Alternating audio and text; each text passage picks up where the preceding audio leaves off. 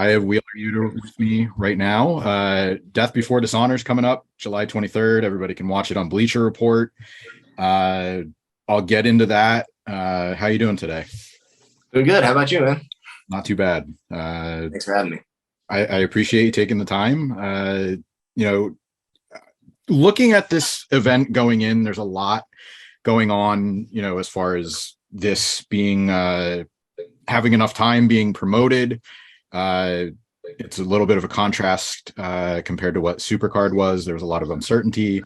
But you also competed in, not the original tournament, but the 2020 Ring of Honor Pure tournament.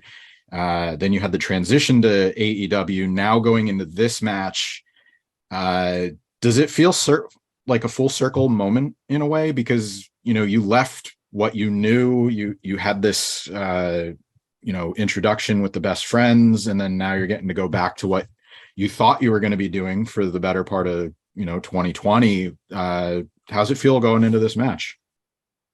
Yeah, being the Ring of Honor Pure Champion it really does, like you said, feel like it came full circle. I really felt like I had unfinished business in Ring of Honor. I've never really had many regrets in my wrestling career, but I did kind of feel like I left a lot on the table in Ring of Honor when I wound up coming to AEW, maybe a little sooner than I thought. So not being able to get that Pure Championship in my first run in Ring of Honor was something that I always kind of looked back at with some regret. Mm-hmm. So being able to now be the Pure Champion, usher in this new era of Ring of Honor is really exciting to me. I think Ring of Honor has always had very distinct eras. So now to see it come into the future, and it's gone through its changes, it's evolved, but it's really a mixing, like a melting pot sort of everyone. It's got people from the original early days of Ring of Honor. It's got people that were carrying it right up until the sale. And then it's got this sort of new crop, myself and Daniel Garcia. So it's really exciting to see how Ring of Honor is sort of shaping up, and I'm really happy to be a part of it. Yeah, I'm glad you put it that way, because there really are, like, if you look at it, different eras where it's like the beginning, and then there was I'll say right before, like, the Bullet Club era, and then that one, the Sinclair period, and then now there's this, the I don't really know if it has a name yet, but we're waiting to find out what it becomes.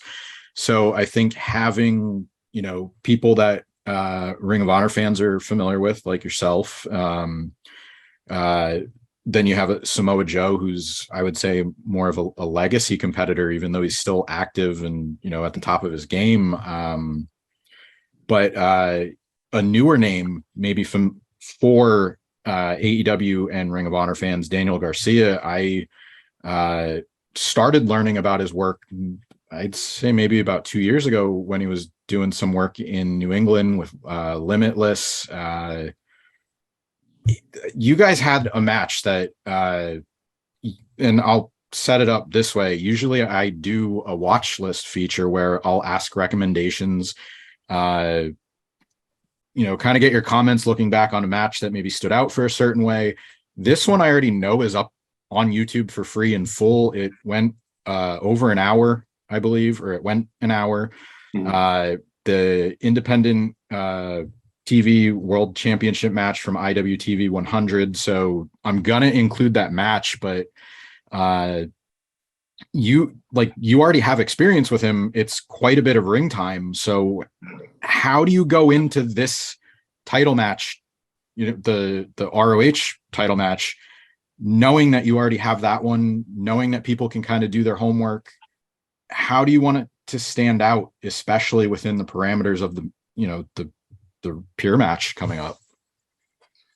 Yeah, I think that it's interesting because Garcia and I had never wrestled until that hour-long draw that we had for the Independent Wrestling Championship.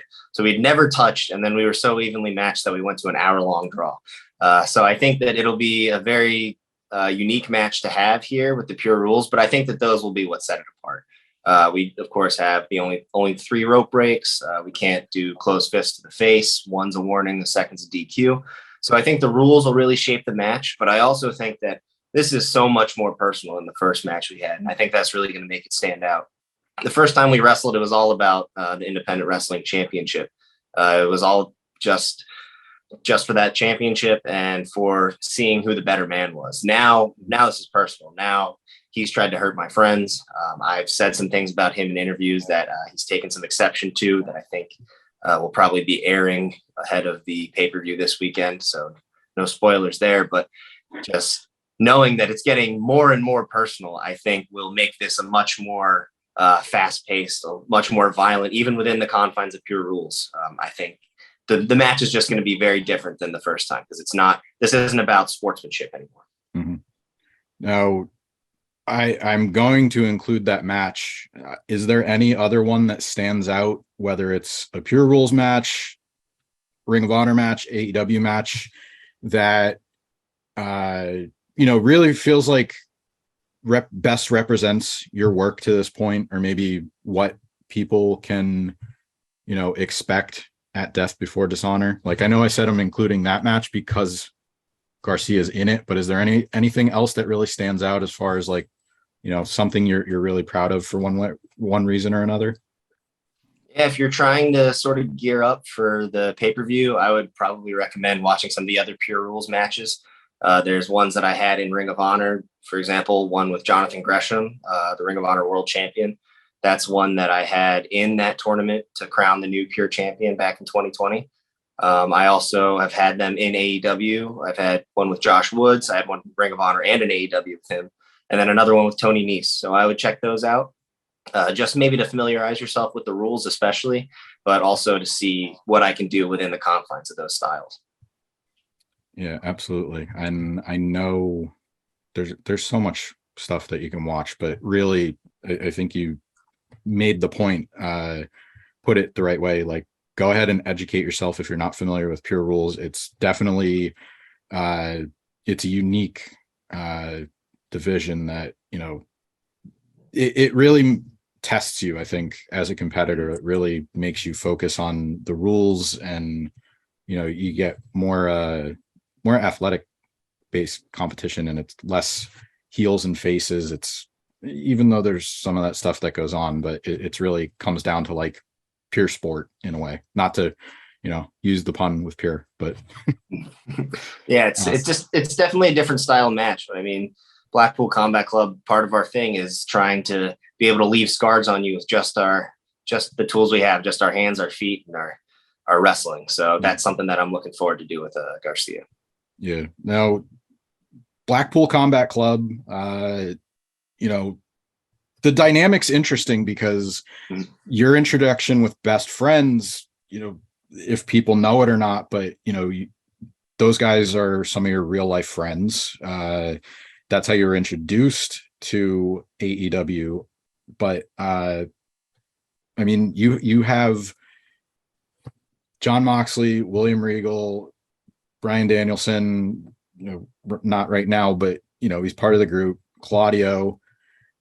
How does that dynamic, you went from working with your real life friends, and then you have, sort of a mantra with Blackpool Combat Club. How was it, did you have to adjust to that dynamic at all? Because it's obviously you're familiar with this group, but it's also, you're going from a comedy based group to a more serious one where it's violence, as you said, leaving a scar on you, like, very gritty. Like, how did that change? Like, how did you deal with that change?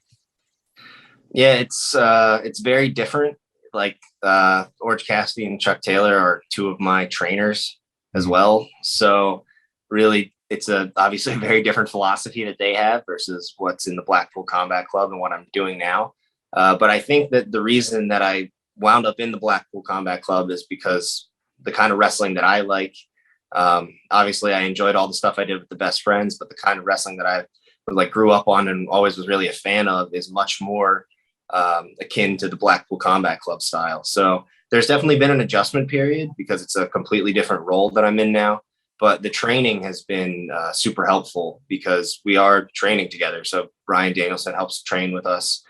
Regal helps train with us. Moxley, I'm sure Claudio will now that he's coming into the fold. He actually was there last week. So being able to have all these guys really mentor me and try to get me in that right mindset, I think has helped the adjustment period immensely. Like, having those mentors really beating you over the head with, this is what we're doing, this is how you do it, has really been helpful. And they're also helping me find my own way though. They're like, all right, now how would you fit into this particular situation? How would you fit into this particular situation? And guiding me in that. So being able to have those mentors has really, really helped the adjustment. Yeah. And then on the flip side of it, like I'm saying, Blackpool Combat Club's so serious, but then, you know, you have these behind the scene pictures that went up on social media where, you know, the hands on the hip poses.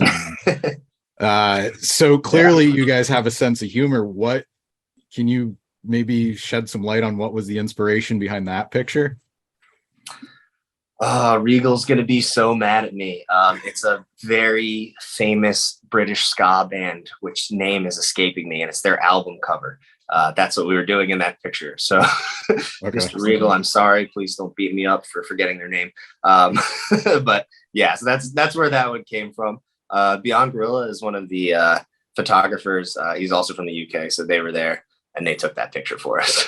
Okay. I'll put like the album cover over. I'll try to help you out as best as I can. I can't think of it either. Yeah.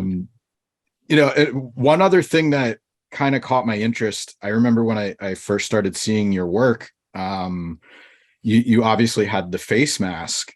Mm-hmm. And I believe, I don't remember what the interview was or where the interview was, but you said like Big Hero 6, Tron, Blade Runner, sort of, you know, that stuff influenced your look to different degrees. Anything right now stand out? Because I know it's a little bit more stripped down, you know, that stuff doesn't really fit what you're doing now, but anything in popular culture or media sort of influencing you right now? I mean, we just talked about an album cover, but anything that maybe doesn't stand out right away?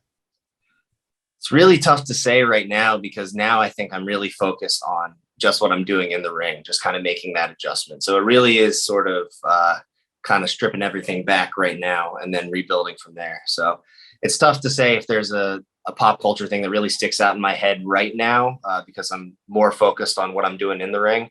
But yeah, the mask, the original idea was from Big Hero 6, where obviously Hiro Hamada, the main character, is a smaller guy and he's not really able to do as much. Like, he's not a superhero. So he builds a superhero basically. And then he builds himself like this suit of armor to turn himself into a superhero. So that was kind of the plan with that. So I was like going to build on the mask and go to kind of different things as well, build myself into a robot almost. But that never really fleshed out the way I wanted it to. And then I sort of took obviously a different direction, wound up with the Best Friends, and now here at the Blackpool Combat Club. But yeah, so nothing really right now. I'm very focused on what I'm doing in the ring. Mm-hmm. When you were with the Best Friends, this is something else I read. Trent said that there was a plan for you guys to fight each other so that you would win his respect, but obviously it got put on hold because you moved over to Blackpool Combat Club. Can you maybe shed any more light, share some details on that, like what you knew from your end? Because obviously you came in, it was different from what Ring of Honor fans knew from you, but you know, people I think really embraced you in the group right away. And then Blackpool Combat Club, like, it's still working. People are embracing you in that way. But can you just talk maybe about like what would have happened with that match or feud? Yeah, I mean, I think that he pretty much covered it, but you can kind of see for some of our interactions, like we would all do the thing where we're all standing on the stage and then everyone would get a fist bump and he'd like pat me on the head or do something kind of dismissive and walk away. So really, I think the whole thing was, obviously I'm friends with Orange Cassidy and Chuck Taylor as they are my trainers. But it was really just trying to prove myself to him because he never really accepted me within the group. So I guess it was just sort of proving that I'm not trying to be his replacement, or I'm not trying to be less than. I'm trying to be my own thing in this group, I think was the whole point. But of course, we never got to have that match. But now it's going to be myself and Moxley against the Best Friends. So we will see how that goes. It's going to be an interesting matchup for sure. You've worked, I've mentioned Ring of Honor, AEW, obviously, but then Combat Zone Wrestling. You've worked internationally, different indies throughout the United States, and all of the, I think MLW too. All of those companies have their own sort of flavor. A lot of them let you work your own style, but I kind of get this like territory wrestler vibe from you. Like, obviously there was Chris Jericho was probably one of the more famous ones. I know JBL, like Owen Hart. Do you look like, I mean, is that something you want to do, maybe want to see more talent do? Because now it seems like there's indies and you work, you know, the style you want or how you see yourself, and then that is what gets you signed. But do you feel like there's a, you know, some value in working all those territories, working all those companies? Do you see like value in younger talent doing that? Yeah, if I were able to give advice to like younger wrestlers, I would just say travel as much as you can, get as much experience as you can, go as many places as you can. Obviously, when I started wrestling, AEW didn't exist, and the only reason that it does exist is because the guys that founded it, the Bucks, Kenny, Cody, like everyone was just traveling, doing all those independents, doing the same thing you were just saying. That was the model that guys like me coming up after them were following. We're just trying to do the independents, trying to get as much buzz and recognition. It's the same thing that Claudio did. It's the same thing that Danielson did, Moxley did. Like, we're just trying to follow, you know, the independents and trying to learn as much as you can from as many different places. And my goal was never like, I'm going to do all this, get as much exposure as I can and get signed. Mine was more, I'm going to do all this, get as much exposure as I can so I can become the best wrestler I can be. And then hopefully that will lead to bigger opportunities, such as maybe a contract, maybe a full-time job somewhere. And then, of course, AEW gets founded. It's incredible now that I have that place, and it happened so much sooner than I thought. But yeah, I think that there's immense value. You grow so much as a competitor just getting out of your comfort zone. Like, going to Japan made me just such a better wrestler. Going to Germany made me such a better wrestler. Going to all these places, having to put yourself in these different situations. That way, when something does come your way and it happens to be on television, you're ready for it. You've done it before in some capacity. So it's really exciting to have all those experiences and now see it kind of pay off. But yeah, I would recommend that anyone anywhere who wants to be a professional wrestler, travel as much as you can and try to go to as many places as you can.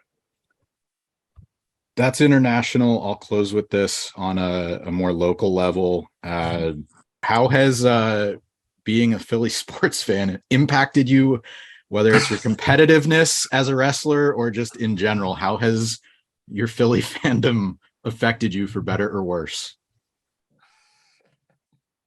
Oh man, this is a tough question.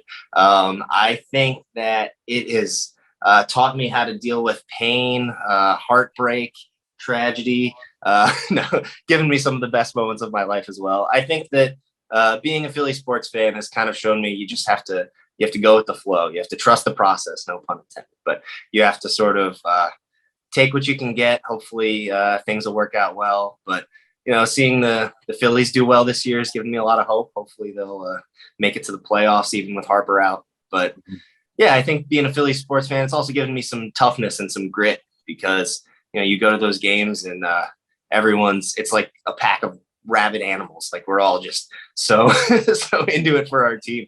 So it's given me a lot of pride as well. But yeah, it's taught me a lot of lessons about heartbreak and triumph.